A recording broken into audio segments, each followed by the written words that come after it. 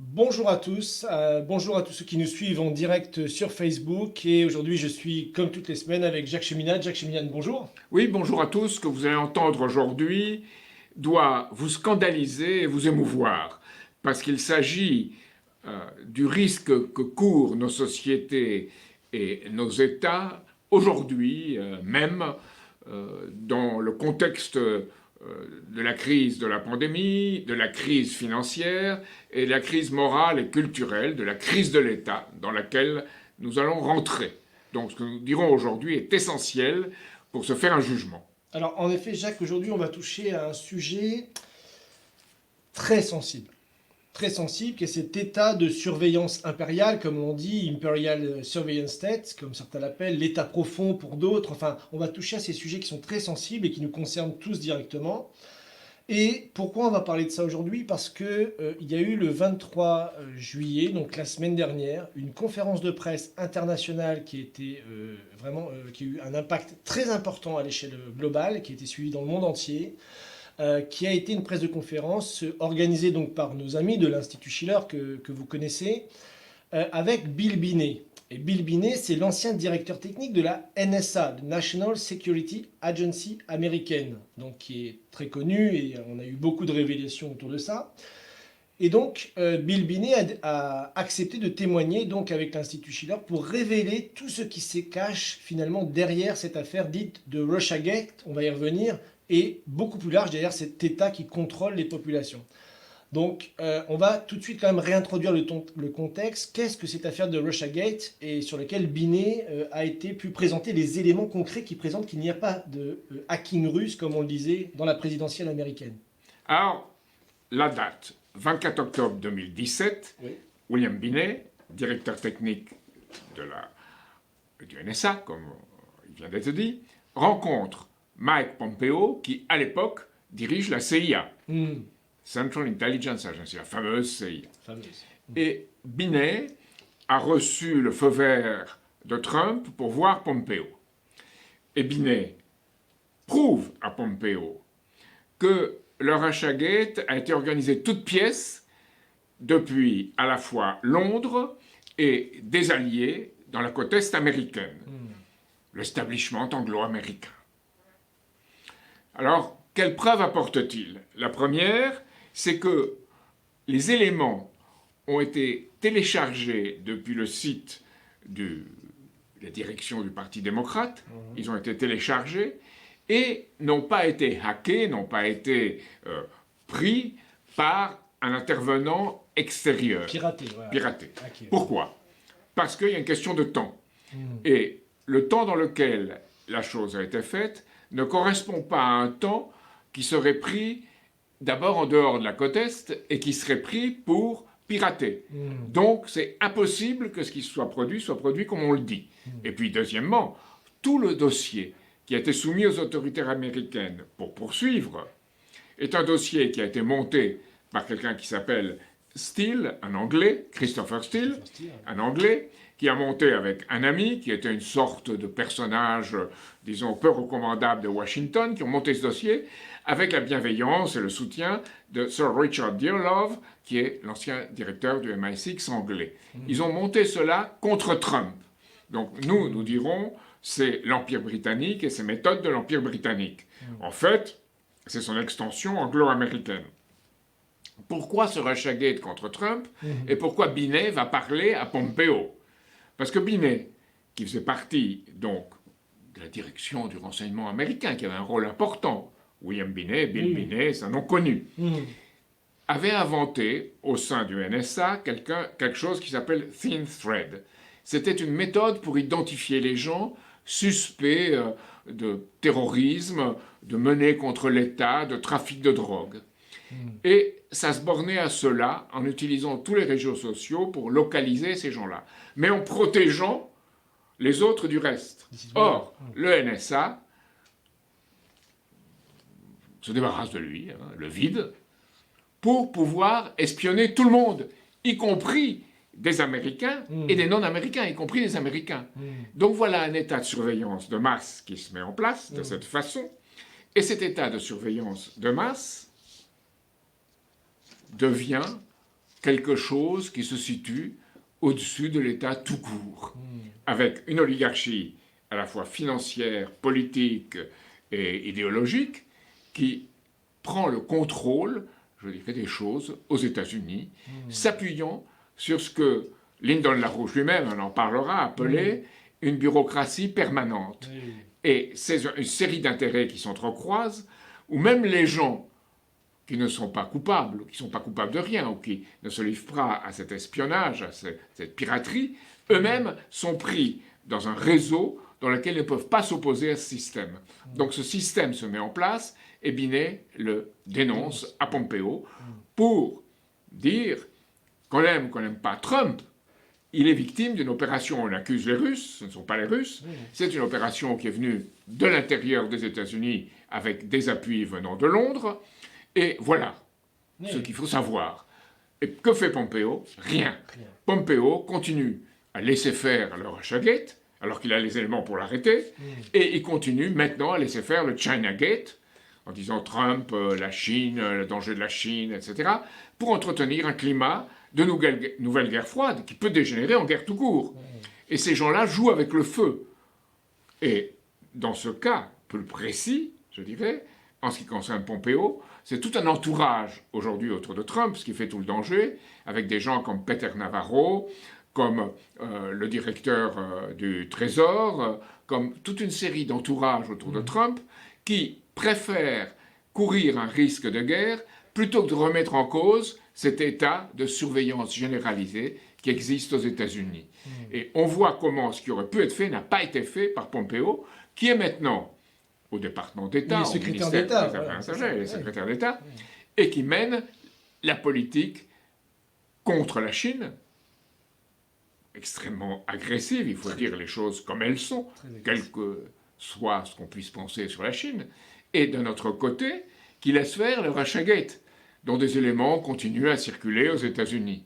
Donc, de quoi s'agit-il? Il s'agit de créer un contexte dans lequel quelqu'un qu'on peut appeler un outsider, quelqu'un qui vient de l'extérieur, comme Trump, puisse être maîtrisé. On peut l'éliminer, il y a un ambassadeur anglais qui a dit on peut l'éliminer physiquement, on peut l'éliminer moralement, on peut l'éliminer en le mêlant à des scandales. Là, il est encore mieux de faire en sorte de lui faire faire notre politique et de le coincer pour qu'il la fasse.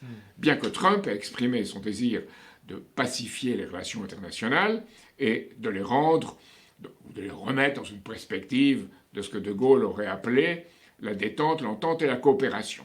Alors, je sais que pour beaucoup, c'est rude à entendre, de voir c'est pas la ligne officielle des médias, disons, c'est européens. pas du tout la ligne des médias européens. Ça, c'est clair.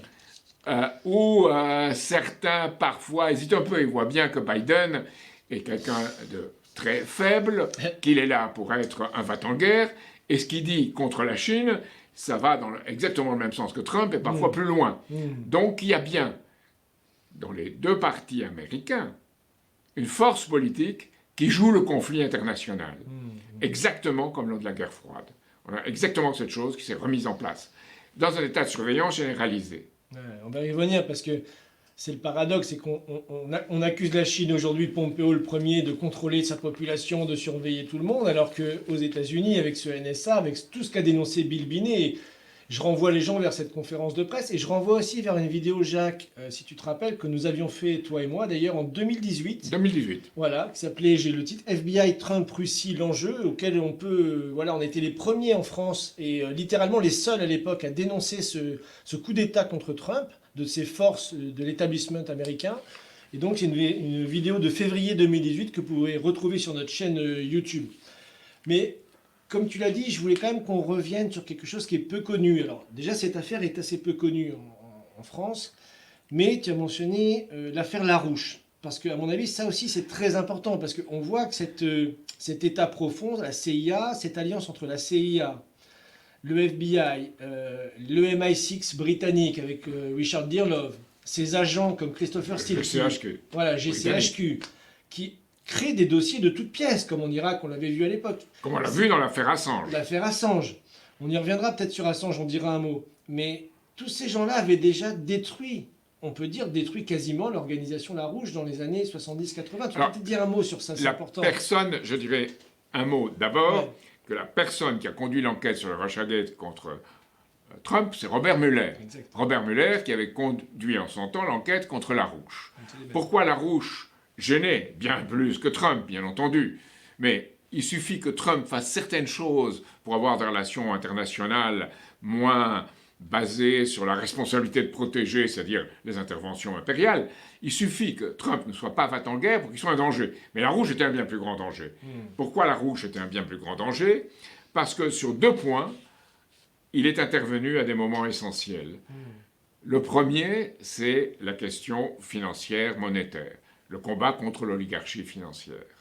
Et il s'est exprimé dès le 15 août 1971, où il a dénoncé ce détachement entre l'or et le dollar, pas parce qu'il aimait l'or, mais simplement parce qu'on crée une société de dérégulation, sans règlement, sans plus de règles, où on pourrait jouer sur un dollar qui n'est plus la monnaie de l'État américain, mais qui est bien la monnaie des marchés internationaux. Et après, il a, dès 1973, dit que dans ces conditions, on allait créer une désintégration des économies qui allait empêcher même les investissements dans l'éducation et dans le médical et créer éventuellement les conditions d'une pandémie. Il était le premier à le dire. Donc là, danger. Et puis, voilà que sur cette question fondamentale, en 1982, le dirigeant mexicain López Portillo reprend les thèses de LaRouche et dit « Je vais faire éclater la bombe de la dette ». Et plus que ça, ils avaient fait des conférences ensemble. Ils avaient fait des conférences Voilà. ensemble et López Portillo est intervenu à l'Assemblée générale des Nations Unies en 1982, à l'automne 1982. Je crois que c'est le 1er octobre. Donc, voilà. Et à ce moment-là, une première vague d'attaques contre LaRouche, qui met en danger ce qui constitue cet ordre anglo-américain qui repose sur de la dette créant de la dette, comme on est arrivé aujourd'hui à un point ultime de cette dette créant de la dette. Parce qu'il n'y a plus aucun lien avec l'économie productive, l'économie réelle, et je dirais le bien commun, surtout. Alors, ça c'est un point. L'autre point, c'est la guerre et la paix. C'est-à-dire, LaRouche est chargé par certains éléments autour de l'administration Reagan, et par Reagan lui-même qui l'avait connu, d'essayer de créer une ère de stabilité et d'entente possible entre l'Union soviétique et les États-Unis. Et l'idée, c'est l'initiative de défense stratégique, des armes anti-armes, et LaRouche commence à en parler aux dirigeants soviétiques. Tout à coup, discours de Reagan, tout à coup pas pour nous, mais pour les gens, discours de Reagan, 22 mars 1983, c'est le discours sur le SDI, l'initiative de défense stratégique, où il reprend ces idées de LaRouche. Et l'idée, c'est que des deux côtés, en même temps, on développe de nouveaux principes physiques appliqués aux militaires, mais surtout pour les retomber à l'économie civile et permettre le développement de l'économie civile. Et qu'on se communique, qu'il y ait une collaboration.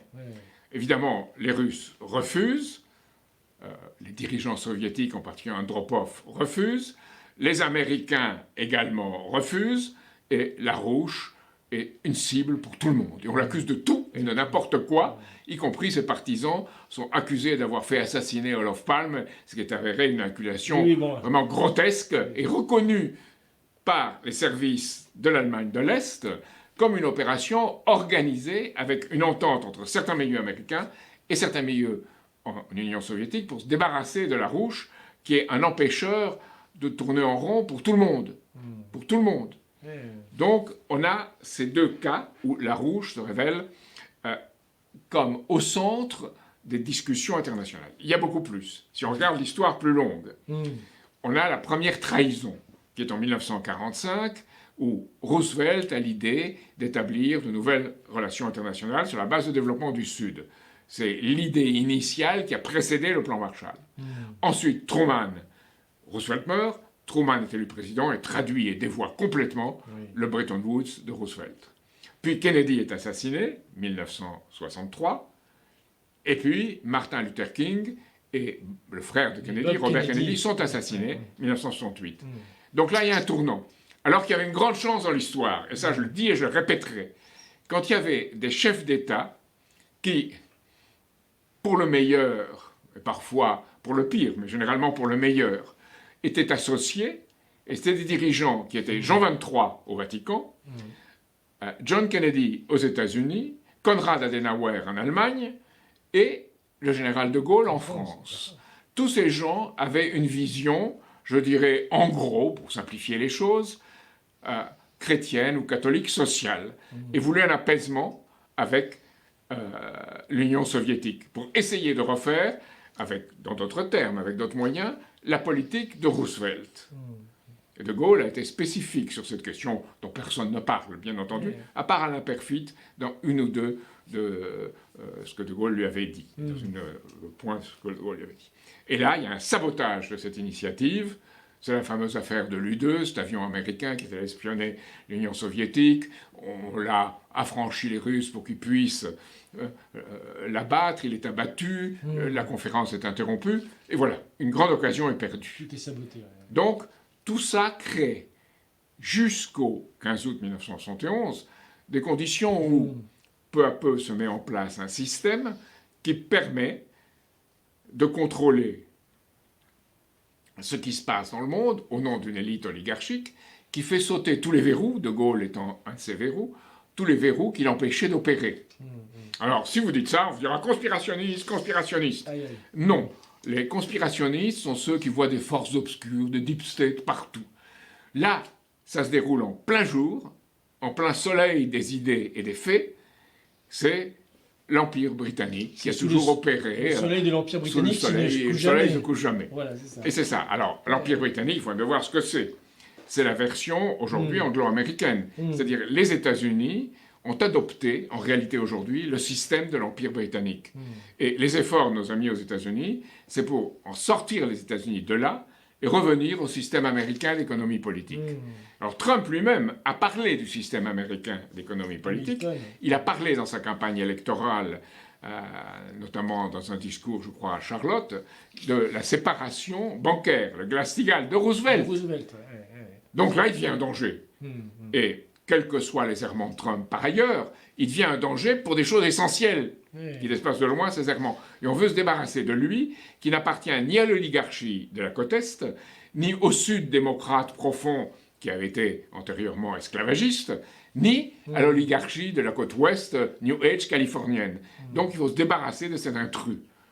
Et ça, c'est la situation aujourd'hui. Alors, évidemment, on peut s'en débarrasser en lui faisant faire une politique qui ira contre ses propres intérêts. C'est ce qu'on cherche à lui faire faire aujourd'hui dans notre China Gate. Non, c'est intéressant ce côté historique, parce qu'il est vrai que l'Empire britannique était un empire basé sur l'esclavage des êtres humains, déjà à la base. C'est un empire financier qui avait été un peu mis à mal justement par Roosevelt, et qui petit à petit, avec 71, est arrivé à reprendre un peu le contrôle. Et aujourd'hui, ce qu'on voit, c'est qu'il a besoin, ce système impérial financier a besoin d'un système de surveillance impériale. Et c'est ça qu'on voit dans tout ce que dénonce Binet dans sa conférence. Et je renvoie par rapport à tout ce que tu as dit, à une vidéo également qu'on mettra en commentaire, qui s'appelle L'occasion manquée, qui est en français, ou qui parle de cette histoire à l'époque. Mais je veux dire, on voit que finalement ce système de surveillance totalitaire, qui est petit à petit imposé aujourd'hui, devient presque une nécessité par rapport à la crise que vit ce système lui-même. Oui, parce que ce système est condamné par sa propre manière d'agir. C'est-à-dire qu'il est incapable de créer une économie du futur, il est incapable de donner un sens du bien commun, parce que pour lui, le pouvoir, et le pouvoir que lui donne ce monde de l'argent dont parlait de Gaulle, ce pouvoir-là passe avant toute chose, et avant la capacité de créer un avenir pour tous. Alors, évidemment, dans ce système, dont on ne parle pas, ou très peu en Europe, c'est un système de surveillance de masse, et qui peut être bienveillant ou malveillant, qui peut, y compris, créer les conditions où les forces qui s'y opposent sont asphyxiées.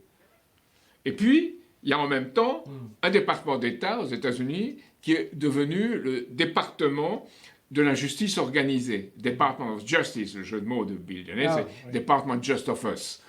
C'est-à-dire pour nous seulement, pour nous ceux qui sont en place seulement. Et là, il y a un viol du premier amendement de la Constitution américaine, c'est la liberté d'association, et viol du 4e amendement, qui est le viol de la vie privée. Pourquoi ce viol est si grave? Parce que les pères fondateurs des États-Unis avaient inclus ce 4e amendement pour protéger des intrusions étrangères les États-Unis.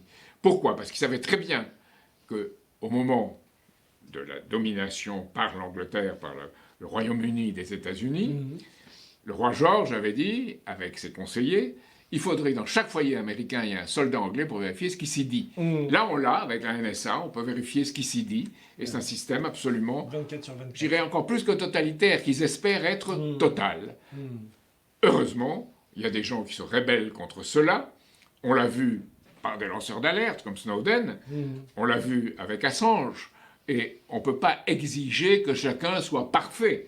Mais leur révolte, elle, est parfaitement justifiée, et il faut défendre tout ce qu'ils ont pu faire pour mettre en cause ce système. Peut-être juste un mot, parce que avant que cette conférence ait lieu, elle était annoncée donc sur notre site, et elle a été relayée énormément sur les réseaux sociaux, et en particulier par Christine Assange, donc, qui est la mère de Julian Assange, voilà, qui elle continue à mener autant que faire se peut le combat pour que son fils finalement ne meure pas actuellement dans les prisons dans lesquelles il est retenu.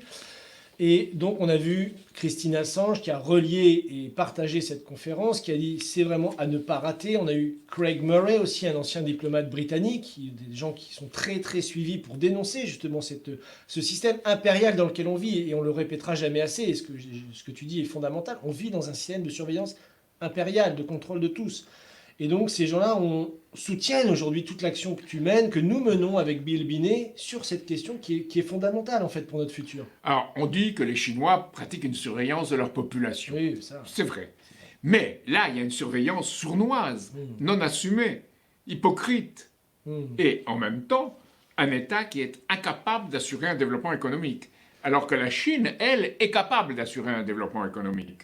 Donc là, il faut bien voir cette différence-là. Et pour un pays comme la France, si on veut avoir une vision indépendante, je dirais gaullienne, ou dans le sens de ce que les chefs d'État français indépendants ont voulu faire dans leur histoire, tous, c'est de mener une politique qui soit une politique de développement de tous les pays, comme De Gaulle l'avait dit dans son discours de Mexico de 1964, l'humanité, l'intérêt de l'humanité et le progrès pour servir cet intérêt. Et ça veut dire de nouveaux principes physiques, pas seulement des technologies, de nouveaux principes physiques. Ça veut dire un nucléaire pour le peuple, où chacun puisse mettre son nez, pas un nucléaire pour une élite de nucléocrates. Ça veut dire tout ça. Donc, on a aujourd'hui ces gens qui voient bien, commencent à voir qu'il y a là une possibilité d'autre chose. Et pourtant, ils sont sceptiques. C'est comme pour l'euro. Beaucoup de gens disent l'euro, bon, ça n'a pas joué en notre faveur, mais si on en sortait, ça serait un désastre. Donc, on n'aime pas, mais il faut rester dedans. Donc, qu'est-ce qui fait qu'on puisse prendre les décisions ou suivre des solutions qui soient légitimes? Ça, c'est la question fondamentale. D'accord. Peut-être on peut revenir sur d'autres détails si tu veux préciser cette affaire, mais il faudrait quand même qu'on parle un petit peu de la France, parce que, évidemment, là, on parle de cet État impérial anglo-américain, clairement. En France, on a ce type de choses. Est-ce que le fait qu'on ait l'impression d'être contrôlé, je vais dire, de plus maîtriser finalement nos vies, est-ce que c'est ça qui fait que les gens se désintéressent de la politique ou se disent on peut rien faire? Est-ce que pour toi, ça a un lien ou pas? Je suis bien placé pour répondre à cette question-là, puisque les services du FBI ont envoyé en France, en Italie et en Allemagne aussi, mais surtout en France, des informations disant il faut arrêter ce que peut faire cet homme qui a fréquenté Lyndon-LaRouche. C'est un homme dangereux. Cet homme est dangereux. C'est ses idées. Ça, c'était en quelle année? C'était autour de l'an 2000. C'est le moment où LaRouche avait encore une influence encore importante aux États-Unis. Aujourd'hui, ses successeurs ont cette influence et ça réapparaît. Mais ils avaient espéré pouvoir éliminer l'influence de LaRouche à partir de là, et mon influence en France. Je me rappelle d'ailleurs, je t'interromps, d'un poster quand je t'ai rencontré il y a quelques années maintenant. Cet homme est dangereux, il défend les générations futures. On avait fait un poster sur ça à l'époque. Et je pense, à ce point de vue-là, il faut bien voir que tout ce système pèse aussi en France. Aujourd'hui, et je ne cesserai de le répéter, le département de la Défense fournit ses données à Microsoft. Tous les Airbus volent liés à Palantir, qui est fondé par la CIA, contrôlé par CIA. Pompeo voudrait très bien vous l'expliquer. Ou encore dans l'éducation. Nous avons des données aussi fournies à Microsoft. Donc nous avons un système où on n'est plus vraiment indépendant en ce qui est fondamental, notamment le contrôle de nos données. Et c'est ça qu'un effort doit être fait en France. Si on ne veut pas devenir un État de surveillance de masse totale, on l'est en partie. C'est ce que j'appelle une dictamole. Ce n'est pas une dictature, c'est une dictamole. Et ça ne va pas aussi loin en hypocrisie peut-être qu'aux États-Unis aujourd'hui. Mais ça va de plus en plus loin. Et on le voit dans la façon dont les politiques s'adressent aux gens. Et on le voit, je dirais, par la preuve contraire, comment les gens ont perdu la confiance dans les politiques. Les gens ont perdu la confiance dans les politiques, et en particulier les jeunes et les gens de milieux sociaux, je dirais, qui ne sont pas favorisés, les milieux sociaux défavorisés. Donc, si on est un jeune de milieu social défavorisé, on ne s'intéresse pas à la politique. Ce qui laisse le champ ouvert à ceux qui appartiennent à l'oligarchie et qui sont ceux d'en haut. Dans un monde où on l'a vu aux municipales, qui sont les élections où les Français, avec la présidentielle, avaient le plus tendance à voter. Et aujourd'hui, on a vu 60% d'abstention par rapport aux inscrits. Mais si on considère l'ensemble des électeurs, on tombe à beaucoup moins de 60%, entre 20 et 30. Et dans certaines grandes villes, 10% seulement des électeurs, si on considère les inscrits et les non-inscrits, seulement 10% des électeurs ont élu les maires. Donc, un maire peut être élu avec même pas 10% des voix. Dans les grandes villes. Donc, est-ce qu'on peut parler à partir de là de démocratie? Et des gens courageux, y compris parmi les écologistes, l'ont constaté. Des gens qui ne sont pas nécessairement d'accord avec nous sur des points l'ont constaté. Donc il y a cette perte de ce qui fait l'essence de notre pays. Je dirais la République dans sa façon de fonctionner qui est démocratique. Alors nous avons des solutions, j'en parlerai une autre fois, sur comment rendre cette confiance aux électeurs. Mais au niveau national, c'est en retrouvant une politique dans laquelle non seulement on, disons, répare ce qui a été causé, mais où on reconstruit, où on refonde, et on refait une politique dans l'intérêt de tous, et qui donne aux Français et aux Françaises le sens qu'on est associé à une politique pour l'avenir. Aujourd'hui, ce n'est pas le cas. On voit les gens qui disent des choses, pas seulement Emmanuel Macron, mais tous les politiques pratiquement, et ce qu'ils font est contraire à ces choses. On est dans une société dans le sens, au pire, du mitterrandisme, où Mitterrand disait « il y a ce que je dis, il y a ce que je fais, il y a ce que je pense ». Trois choses différentes. On est dans cela. C'est la sainte trinité politique. Là. Les gens attendent une autre trinité que celle-là. Disons, s'ils attendent une trinité. Sûr, quand on entend Darmanin le matin en se réveillant dire oui, je ferai tout pour contre les violences faites aux femmes, bon, on se dit qu'il y a quelque chose qui cloche, vu les affaires qui sont derrière. Enfin, c'est un paradoxe parmi d'autres. C'est une affaire parmi d'autres. C'est une affaire parmi d'autres. Mais surtout, ce qu'a dit Binet, William Binet, est essentiel, et ça vaut aussi pour la France. Il a dit le NSA. C'est tout. Ils ont toutes les informations. Donc, ils masquent, et ils ne donnent pas la connaissance du public, et ils ne poursuivent pas d'action en justice. Ils masquent ce qui a été fait de l'ordre du crime ou de la manipulation. Et comme dans la loi américaine, il est établi qu'on n'a pas le droit de cacher des crimes, dans la loi française non plus d'ailleurs, dont on a eu connaissance, le NSA est coupable. Est coupable de cela. Et il doit, comme m'a dit William Binet avec sa façon, disons, américaine de s'exprimer, ils doivent cracher le morceau de tout ce qu'ils savent. Sans ça, ils trahissent. Et en France, on a exactement une situation qui est, peut-être pas exactement, mais qui est du même ordre.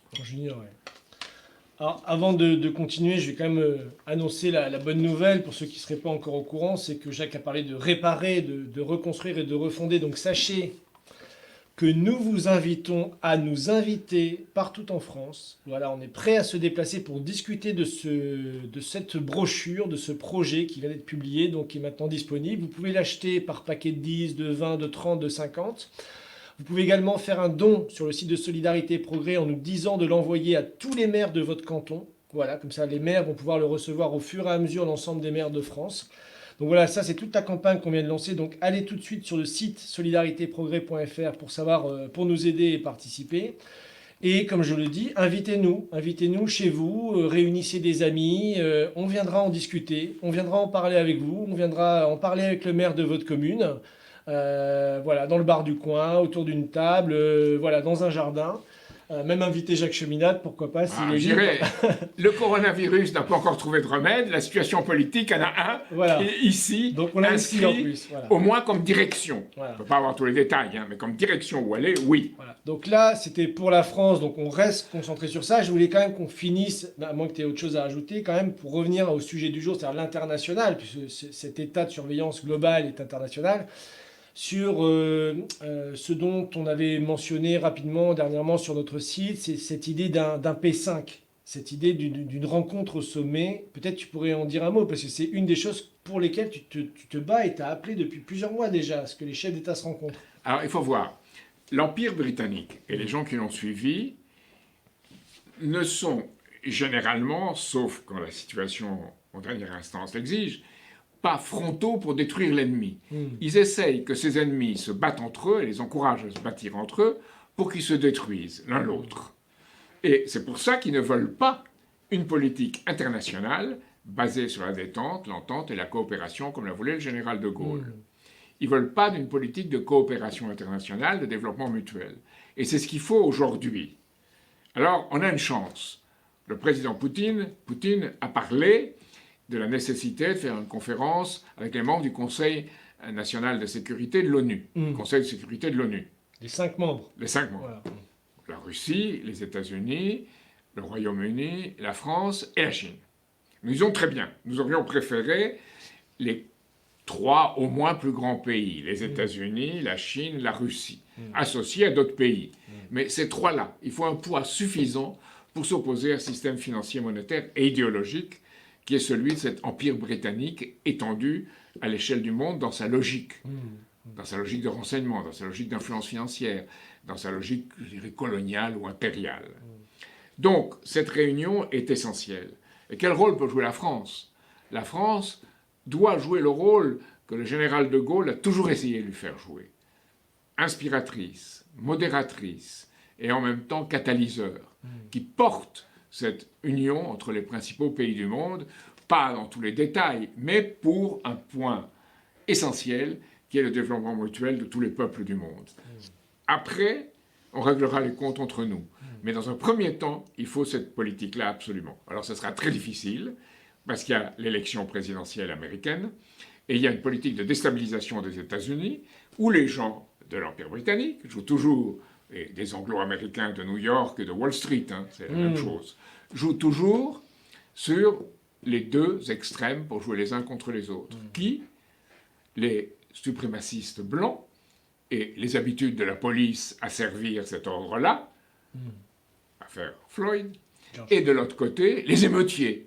Alors on voit des manifestations aux États-Unis absolument justifiées contre cette inégalité raciale, qui sont pacifiques, et puis vers le soir apparaissent les émeutiers qui pillent, qui détruisent, et qui sont des agents provocateurs. Et là, on joue sur cet autre angle, avec des gens qui ont infiltré, avec l'aide de sommes considérables venues d'un Bloomberg ou d'un Soros, considérables pour faire cette provocation. Soros a annoncé donner 150 millions à Black Lives Matter, c'est quand même pas rien.